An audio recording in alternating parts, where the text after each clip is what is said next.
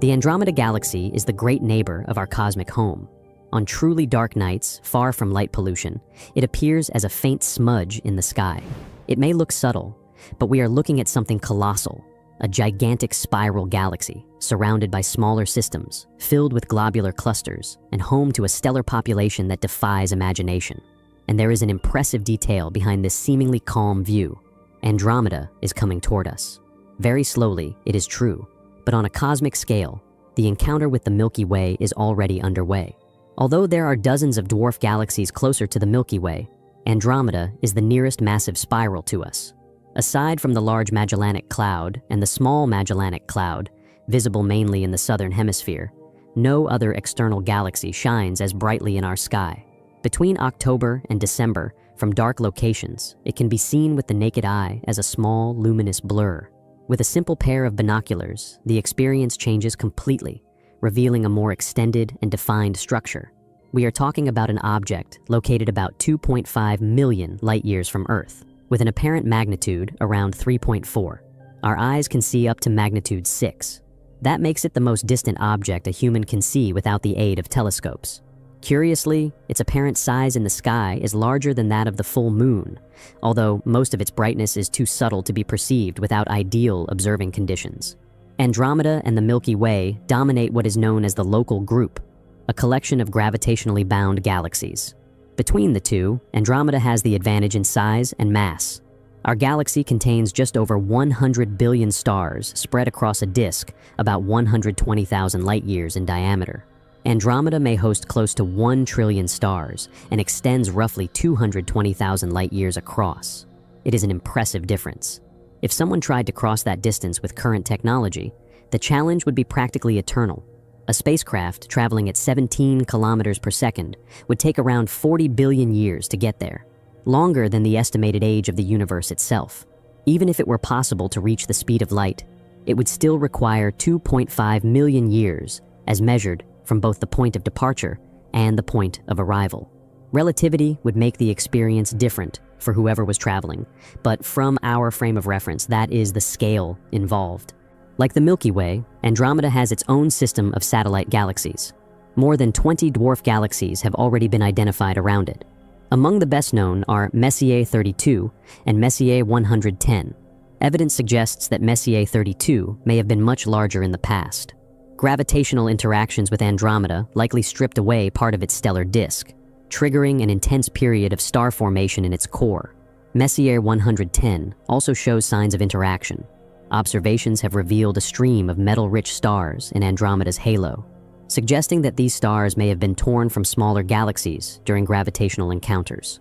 In addition, the presence of dust in M110 indicates relatively recent stellar activity, reinforcing the idea that these galaxies continue to influence one another. When we compare their stellar populations, another striking difference appears. Andromeda seems to be dominated by older stars, many over 7 billion years old. Its total luminosity is about 25% higher than that of the Milky Way. However, our galaxy is forming stars at a faster rate. The Milky Way produces between 3 and 5 solar masses per year in new stars, while Andromeda generates approximately 1 solar mass annually. This suggests that Andromeda had a more active past, but today it is going through a more stable phase, while the Milky Way is experiencing a relatively more dynamic period of star birth. Another fascinating aspect is the number of globular clusters associated with Andromeda. Around 460 have already been confirmed. Among them stands out the impressive Mayal 2, also known as G1. This cluster is so massive and luminous that it surpasses any other in the local group. It contains millions of stars and shines about twice as brightly as Omega Centauri, the largest globular cluster in the Milky Way. Its complex structure and multiple stellar populations raise an intriguing hypothesis. It may be the remaining core of a dwarf galaxy that was absorbed by Andromeda billions of years ago. Studying Andromeda's spiral structure is not simple, because we see it at an angle. Even so, processed images reveal 2 main arms that extend about 13,000 light-years and can be traced to roughly 1,600 light-years from the core. Infrared observations carried out by the Spitzer Space Telescope showed that these arms emerge from a central bar and cross a large ring of matter. However, they are not perfectly continuous, showing segments and irregularities along their length. At the center of Andromeda, there is another intriguing mystery. In 1991, the Hubble Space Telescope captured detailed images of its nucleus. What astronomers found was surprising: two bright concentrations separated by only 4.9 light-years. The more luminous region, called P1, is slightly offset from the galaxy's true center. The less bright one, P2, coincides with the position of the central supermassive black hole. One proposed explanation involves a disk of stars orbiting the black hole on highly eccentric trajectories. In this configuration, the stars spend more time in the farthest part of their orbits, creating an apparent concentration at that point. There is also the hypothesis that this structure is the result of a previous merger between black holes, whose emission of gravitational waves would have drastically altered the distribution of stars in the nucleus. And then we reach the event that sparks so much curiosity: the future collision between Andromeda and the Milky Way. Detailed measurements made with Hubble, comparing stellar positions over the years, indicate that Andromeda is approaching at about 110 kilometers per second, as evidenced by its blue shift. Estimates point to an encounter in approximately 4.5 to 5 billion years. What would happen to the solar system in this scenario? Simulations suggest there is about a 50% probability that we would be thrown into a region 3 times farther from the galactic center than we are today. There is also an estimated 12% chance that the solar system would be completely ejected from the resulting galaxy. Even so, the distances between stars are so vast that direct collisions between stellar systems would be unlikely.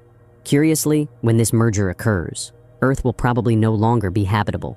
Within 0.5 to 1.5 billion years, the gradual increase in solar luminosity is expected to evaporate the oceans and trigger a runaway greenhouse effect. By the time of the galactic collision, the sun may be up to 40% brighter than it is today, making Earth's surface hostile to liquid water long before any cosmic encounter. As for the outcome of the merger, simulations indicate that the final structure may be a giant elliptical galaxy, possibly with a lower central density than typical present-day ellipticals.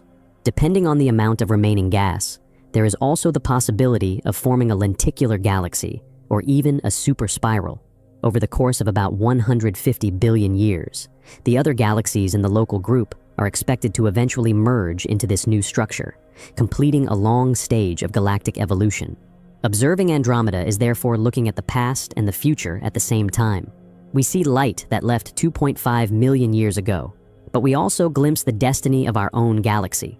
On a human scale, all of this seems too distant to matter. On a cosmic scale, however, we are already on a collision course.